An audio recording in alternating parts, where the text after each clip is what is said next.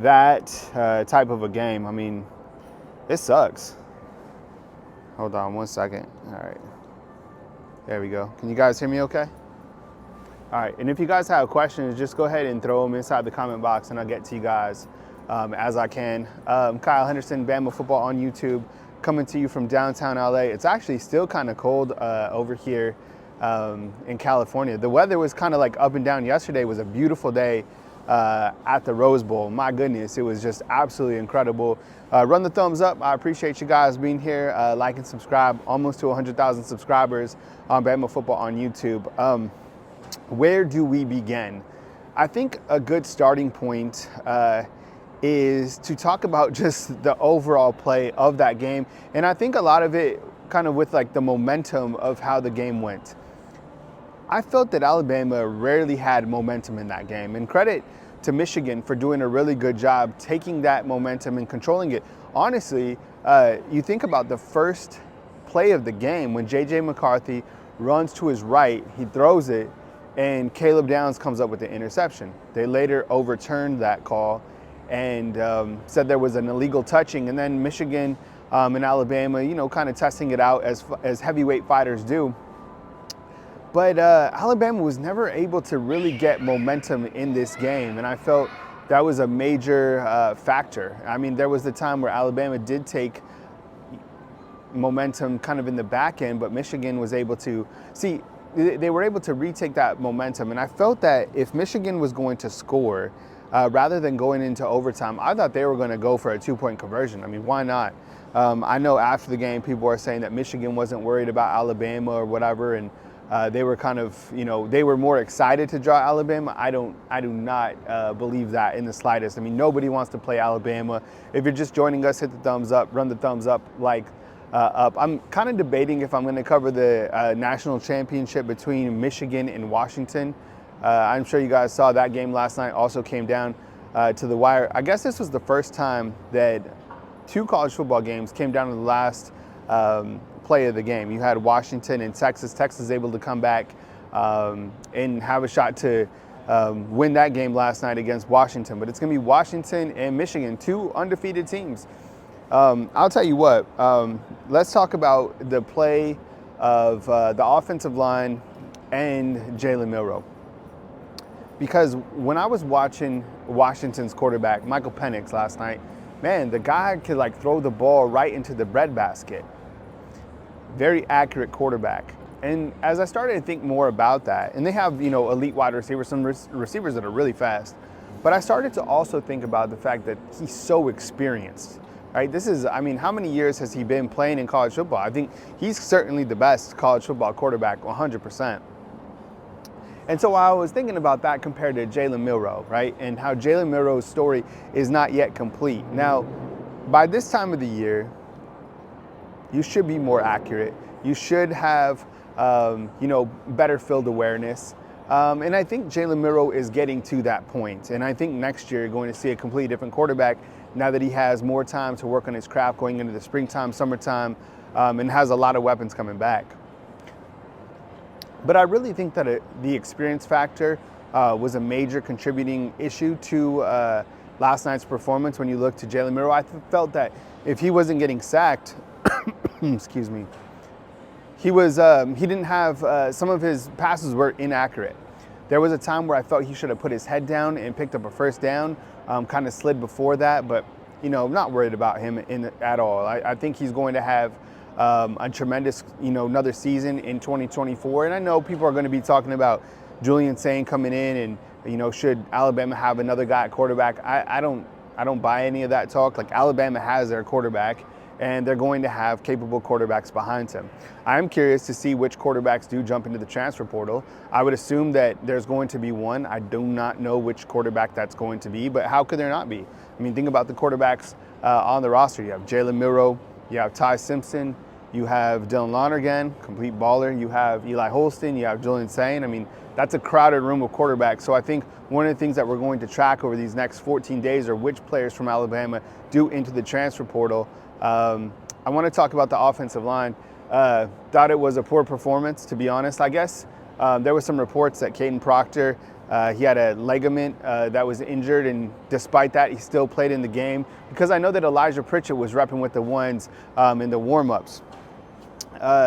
Man, it was crazy because I felt like Alabama's offensive line played kind of like they did at the beginning of the season, right? I mean, Michigan was coming through the middle, around the sides. I saw J.C. Latham get beat, and he hasn't been beaten many times at all this season. He's a first-team All-SEC guy. You have Caden Proctor, who was beat on the side. You had Seth McLaughlin, who was beat up the middle, and then also with the bad snap. So it was like almost like Alabama played like they did at the beginning of the season.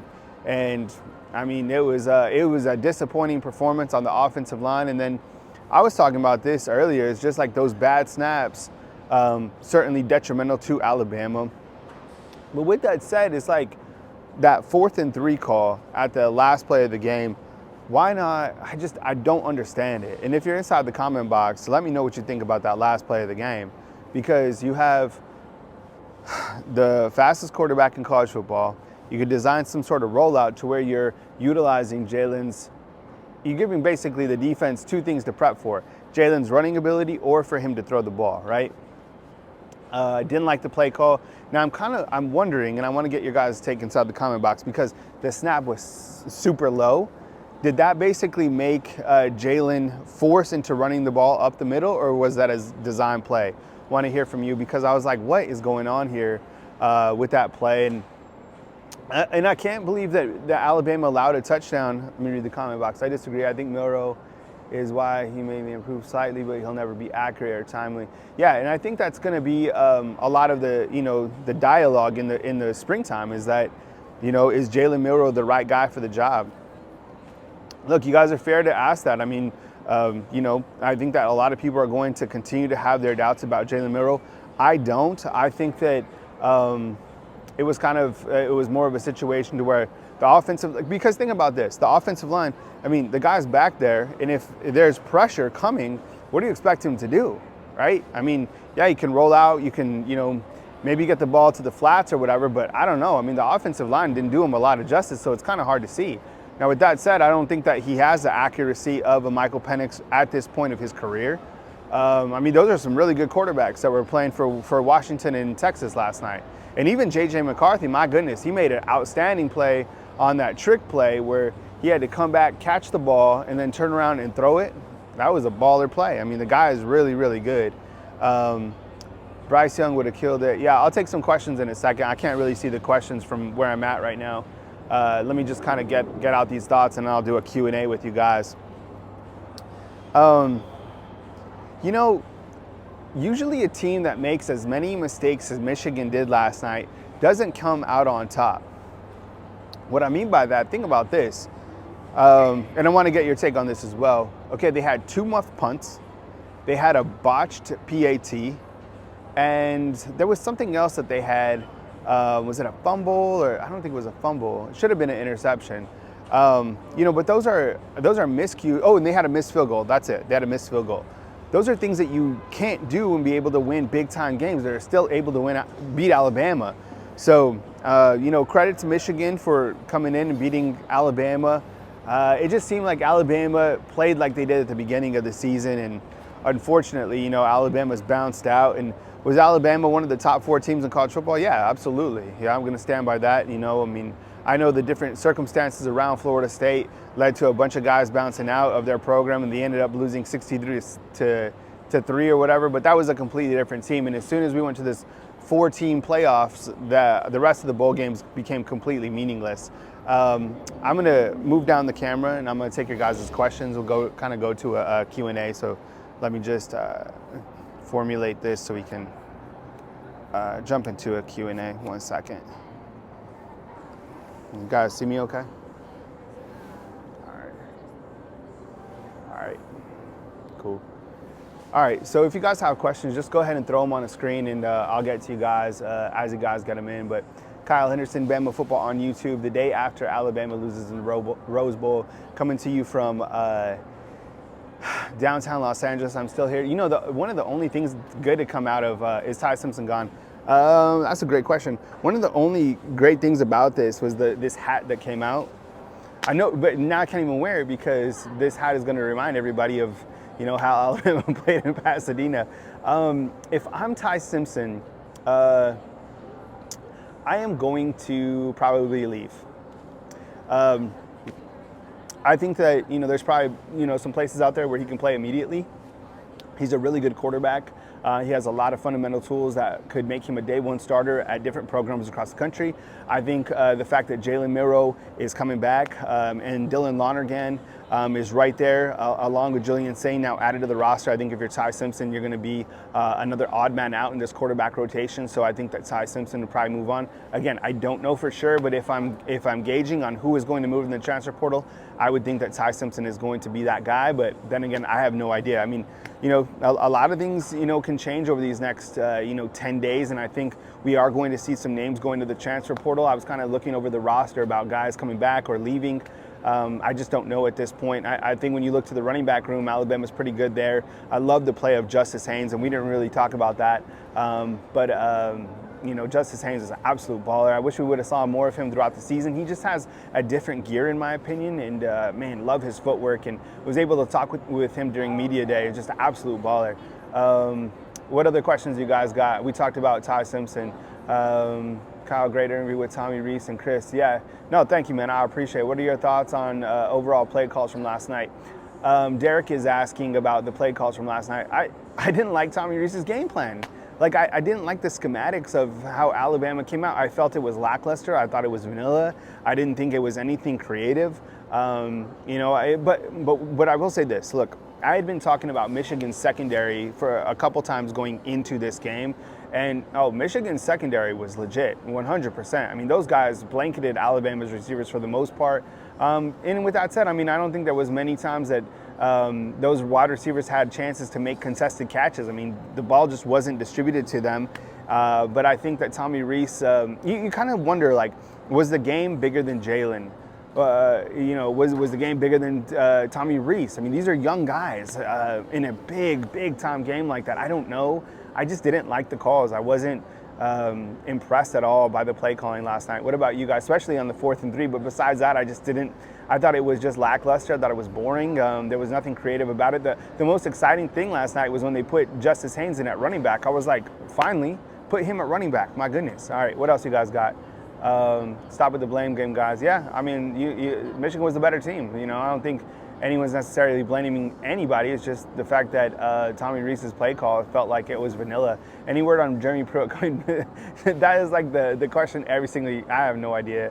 I don't think I think if things ever settle down around Pruitt, he would come back to Bama. But I think on the defensive side, there's not a lot to gripe about with Alabama's defense. I think this defense was really consistent. It's going to hurt to lose Dallas Turner and Chris Broswell, so you might not need Jeremy Pruitt, but you're going to have to really load up on the experience of these other guys replacing Broswell and Dallas Turner. But with that said, they didn't get to the quarterback last night as well. How many of our receivers are coming back? Star Wars, what's up? I appreciate you guys. I think Jermaine Burton, he's definitely going to go. Man, where was Malik Benson this whole season, right? I don't know if they didn't use him. The times that they did go to him, I felt like he had some drops.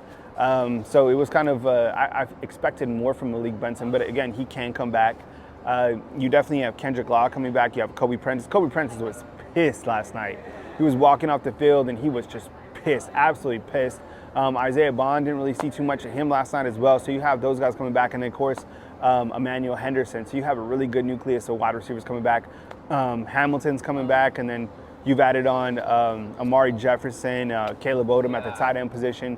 You have Amari Niblack coming back. So a lot of wide receivers and tight ends to choose from.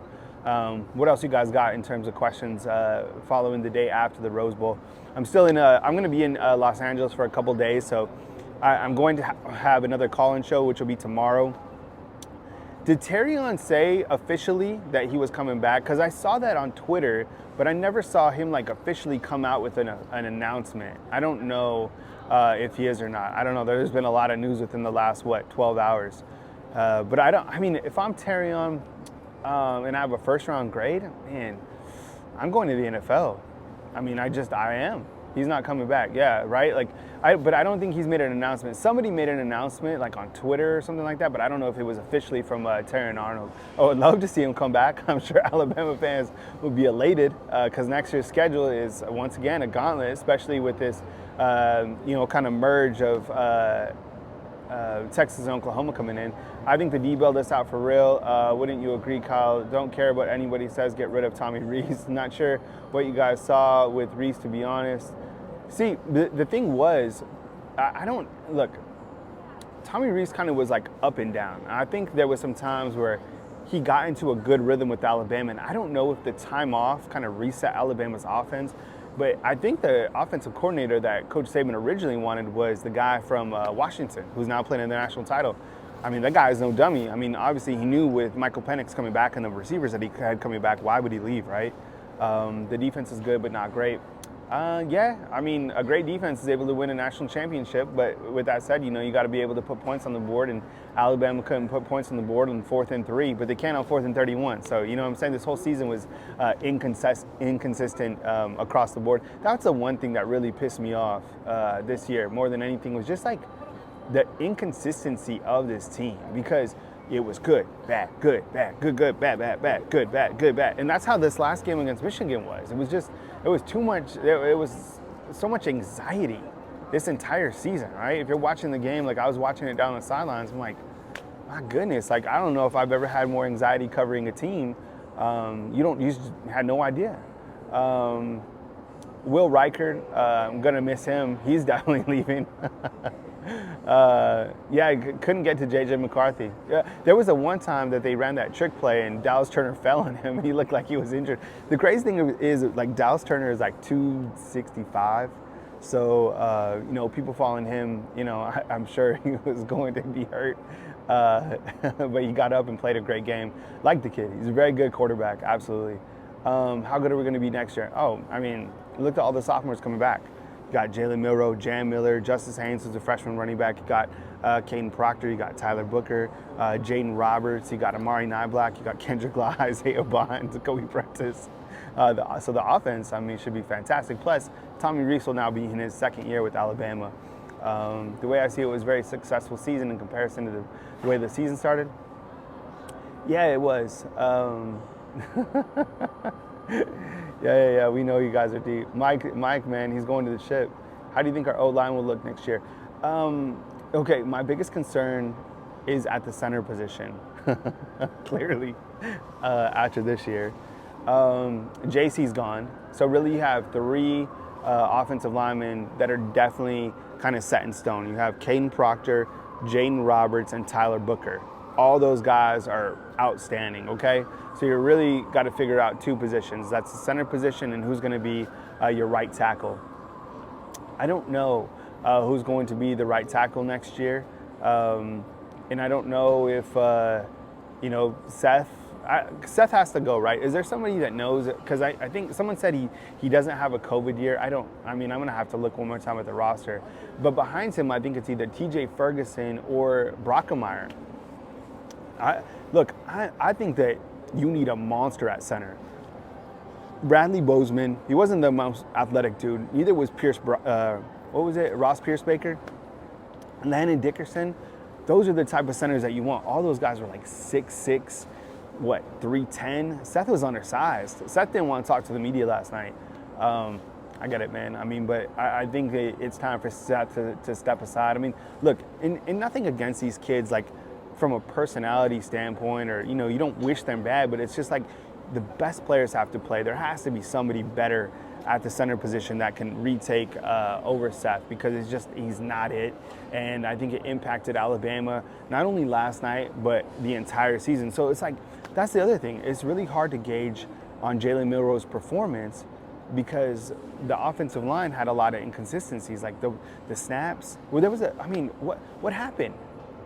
Alabama, had fixed those offensive line issues, and then, it's like kind of back to how they were playing at the beginning of the season. I don't know. All right. Seems like Brockemeyers have been on the sidelines forever. I know, but I think that Brockemeyer is close to being the center, so who knows if he could be a guy for next year. I don't know. I would assume that it could be Caden Proctor, Tyler Booker, T.J. Ferguson, Jaden Roberts, and then at the tackle position, maybe Pritchett, right? So Elijah Pritchett, that could be your offensive line for next year. That's kind of how I'm looking at it, which I do like. I think it was interesting because Pritchett was repping with the first team in warm-ups yesterday. But yeah, shoot, who knows? But I do think that Alabama goes into the portal for either an offensive tackle or somebody else. I mean, they just have to. But yeah, I mean, the offensive line was just terrible. So the transfer window is still going to be open for a little bit for these players now that it finished the playoffs of the national title game. So I think there's still going to be a lot of moving parts. And as guys go into the transfer portal, we will get information to you guys as news happens. But I think there's going to be, several guys that do enter the transfer portal. I mean, that's just the way that it works. And, I think Alabama does have a good nucleus. I don't think it's going to be a drastic amount. You're not going to see, a bunch of guys clearing out like you did at Georgia or at Florida State. But there's going to be guys definitely to leave. And, like Kirby Smart was saying, I mean, the issue isn't going to be fixed just because of a 12-team playoff. I mean, all those teams that didn't make the playoffs are, going to be hitting the transfer portal as well. So something needs to be really done. I think it was Josh Pate that said that there's going to be some major changes that are coming to college football. There has to be, because the only games that matter right now are 4 at the end of the season. That's the 2 playoff games and the title game. Other than that, all those other games are completely meaningless. Last night, I think, was our last chance to win a national title. I don't know if I necessarily agree with that. I think that I think this is the first time within a 3-year span that Coach Saban hasn't won a national title. I think NIL and the transfer portal has certainly created more parity, but I think Coach Saban showed this season that he can still get his team to the playoffs and. I still think that they make a run. I think whether that's next year, next year looks prime. You've got to replace some guys on the defensive side, but I think Alabama certainly can make a run at the national title. That schedule is going to be a gauntlet. You might lose, 1 game or 2 games during the regular season, but with 12 teams in the playoffs, absolutely. Doesn't matter who comes back as long as we have an OC, no imagination or creativity on offense will be the same old crap. I don't know. Yeah, I think the 2 biggest failing points on offense yesterday was certainly the OC, the offensive line, just not being able to come up with big plays. The bright spots were the running game. Jace did a really good job. Justice Haynes on the defensive side couldn't get pressure on J.J. McCarthy. You just, couldn't come up with a big play. Couldn't stop Michigan in overtime. I don't know if Evan Stewart is going to come back or come to Alabama. I don't think he is. There's been a lot of people that says that he's just not going to come to Alabama. I think Alabama's fine at the wide receivers. How do you think our front 7 looks like next year? That's a good question. So you got Tim Keenan, Tim Smith, Justin Abogbe's gone. Monkel Goodwine will be really good. Talked to Freddie Roach. You guys saw that. He was quick to point out Monkel Goodwine, Damon Payne, outside edge rushers. Man. Quay Rusa, Keon Keeley, Yanze Pierre. Those guys are going to have opportunities as well. LT Overton, of course, being added from the transfer portal. Deontay Lawson, I think he's coming back for sure. Jahad Campbell. So, yeah, I like that setup right there. And then the corners, Trey Amos, I guess Damani Jackson, Earl Little Jr., Caleb Downs, and I don't know who you guys like at safety, but yeah, the defense looks pretty good, better than I thought, than I could rattle off. A lot of people putting the blame on the center position. I get it, it sucked. It just was not it last night. Yeah, when will we see Kendrick Blackshire? Oh, Devontae Smith, yeah. I see, Greg, I don't know if Terrion is coming back or not. I don't think he is. Someone said on in Twitter that he was, but oh yeah, Jake Pope's a good one too. But I'm waiting for an announcement from Terrion before I say, anything. Dallas Turner, people were like, breaking news, he's leaving. We're like, of course he's leaving. It's a top 10 pick, maybe top 5. He's not coming back. And Kool-Aid, man, I thought he would make a big play at some point. I kept on saying that this entire season. It was like waiting for the Great Pumpkin. Nothing against his game. It's just, I don't know, maybe they didn't go to him enough. He didn't really make a game-changing play. I thought he would at some point. Yeah, the kicker was absolutely solid. Will Riker did a good job. You know, he was one of the guys that was absolutely in tears coming off the field. Get to that point, you know, you've been here for what? He's been here for 5 years, 6 years, or whatever it is. And yeah, it hits, man. I mean, want to win a national title this year? Like today sucks, right? If you're an Alabama football fan, it sucks. So it's just like the day after you're thinking, and then you're like, Michigan, really? Like that team? There was a player on Michigan's sideline last night after the game. He was like, we weren't worried about Bama. Man, I don't. Yeah, you were. Everyone was worried about Bama. Kyle Henderson worried about worried about the corners next year. Look, you know who's really, really good is Trey Amos. Trey Amos, I think, will step in, and I think he's a very good corner, to be honest. He probably could have started this year. You know, for any other team, but I mean, this year, Trey Amos is going to be really good. I'm talking about 2024. I think Malachi would be leaving, but see, a lot of these guys have a COVID here. It's just not, you can't look at the guy. I think there's like 3 guys. I think it's Will has to leave, Jalen Key, and Darian Dalcourt. But other than that, I think most of these guys can return if they wanted to. So is that a good thing? Is that a bad thing? I don't know. So you know, for the next couple of weeks, we're going to be watching to see announcements, which guys are coming back. How does that impact the depth chart going back? But the COVID year has definitely impacted the roster management. So a lot of these guys, other than the ones I just mentioned, Darian Dalcourt, Will Riker, and Jalen Key, I think have to leave. Yeah, James Burnup at the punter position. He was very good. Got banged up last night. He's tall, man. He's like 6'7". I was talking to him. I was like looking up. Good kid, man. Very good punter. He had a booming punt last night. Yeah, and absolutely Brock. Trey Amos is a beast. Oh, Des Ricks. Yes, Des Ricks is back. So yeah, great addition as well. So Trey Amos, Des Ricks, man, solid. Love it. Damani Jackson. All right. I just think the offensive center is like my biggest thing. I do feel Tommy Rees will be. I'm not going to give up on Tommy Rees. I mean, he's 31 years old. He's going to learn a lot from this particular season. I think him and Milroe will have even more continuity this next year. But I just thought the play calling last night sucked. There was times that it sucked. You know, as I was talking about it last night, it was like, for those of you who are older that watch the cartoon Scooby-Doo, right? It's like, Tommy Rees goes to the sideline and rips his mask off, and it's Bill O'Brien, right? It's like, surprise. That sucked, man. It's like there was no creativity last night, in my opinion, on the offensive line, or from the offensive schematics.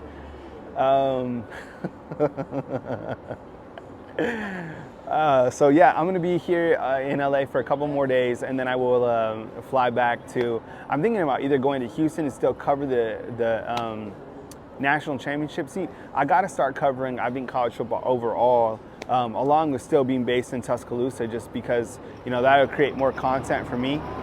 And you know, I gotta keep paying the bills, you know. So more content, more coverage. So I'm just gonna kind of, you know, keep doing what I do, and that's talking college football. So I'm telling you, right? It's a surprise. It's Bill O'Brien. He's like, "Yo, Jalen Milroe, guess what? I'm back." Okay, let me get you guys' who you guys like in the title game, Washington or Michigan? Washington has been doubted all season long. They've been the underdogs, what is it, 4 times? Twice against Oregon, once against Oregon State, and then against Texas. Man, Washington, Ricky Smith's like neither. Yo, Michael Penix is a baller for sure. He's a great quarterback, 100%. But how many games has he played in? Like 50?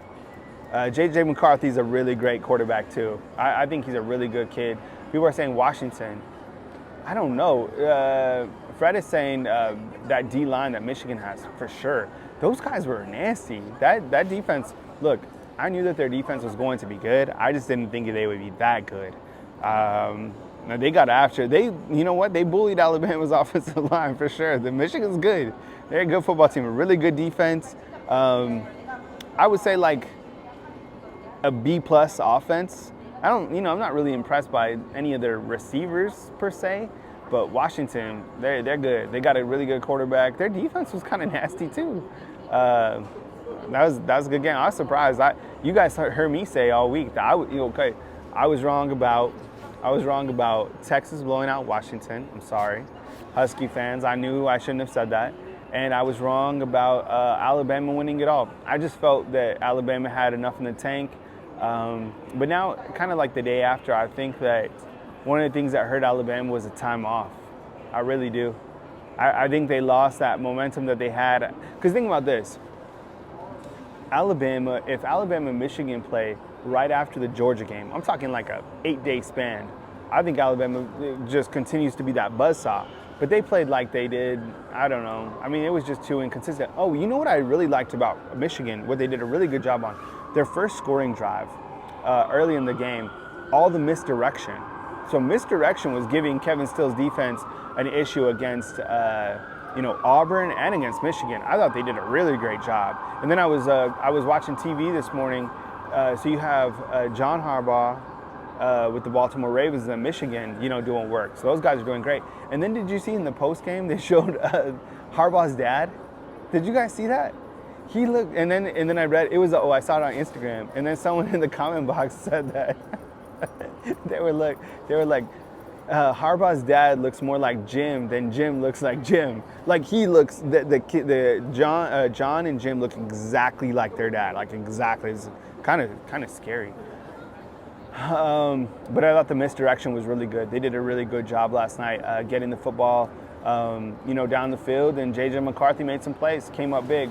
Credit to him. So take a couple more questions before I bounce out. I'm going to be in LA for a couple more days before I fly back to going to Disneyland. Killed us. No, they have to go for media obligations, to go do those different types of things. But I think just the break killed them overall. It just wasn't a good break for anybody. I mean, it's a long time to be able to continue to sustain that momentum towards the back end of the season. So. Yeah, thank you very much, Mike. I appreciate you guys being here. And I do like the hat, so I think I might wear the hat for a little bit more before I close it out. But might have been the stage might have been too big, man. I had never been to the Rose Bowl before, never. And I've lived out here before. And it's iconic. Pasadena is beautiful. If you ever have the chance to come out to the Rose Bowl, whether it's to watch Alabama or just college football in general, definitely do it. My mom came up and she watched the Rose Bowl parade and had a really good time. It was really beautiful, such a beautiful area. So definitely encourage those to check out the Rose Bowl. It really is iconic, dopest bowl game I've ever been to. Sucks that Alabama didn't come out on top, but that's the way it goes. And the sun rises and it's going to set, and we move forward. I mean, but with that said, I think for Alabama football fans, this loss hurts because of the fact that the season had so much anxiety, right? We were up and down, and there was, it was a lot to unpack. I'm still gonna unpack this for a little while, and I'm gonna do my rewatch and see what I could find on, more when I look into this game. But I think it comes down to the last things. It was poor execution on offense overall. Couldn't come up with any big plays. Offensive line played terrible. They were bullied by Michigan's really good defensive front. On the defensive side, couldn't get to the quarterback. Couldn't make a game-changing play. Special teams was good. Will Riker came through just like he had all season long. And they lose, and they lose to a good Michigan team. So hats off to the Wolverines. I don't know. I've been picking against Washington all season long. Maybe I pick the Huskies, but I'm not sure. I think that Michigan's defense probably be the deciding factor. And what's gonna be crazy is no one talked about the sign stealings and the he had to miss the 3 games for all that stuff, but whatever, they came out on top. But you get back to work and we move forward. So I appreciate you guys being here this morning to talk a little college football the day after. My name is Kyle Henderson, Bama Football on YouTube, and I will be coming to you as news breaks. So hit the thumbs up, like, subscribe. We're getting closer to 100,000 subscribers. I'm gonna have my call-in show tomorrow morning. So if you guys want to call in, love to talk with you guys. But stay notified for different news. We're watching transfer portal news, and we're watching players going into the NFL. And as each of those items happen, I think I'll pop on live like this, and we'll talk about what it means going forward for the depth chart in that particular category. So if it's an offensive lineman, we'll talk about it in that aspect as well. But hit the thumbs up, run the thumbs up. I appreciate you guys being here more than you guys know. Thank you for supporting me. And I do like the hat, so I think I'll rock it for a little bit more. But coming to you from Los Angeles for a little bit, a couple more days before I head back to my home in Tuscaloosa. Kyle Henderson of Bama Football on YouTube. I appreciate you guys, and be with you guys as news breaks, as it happens right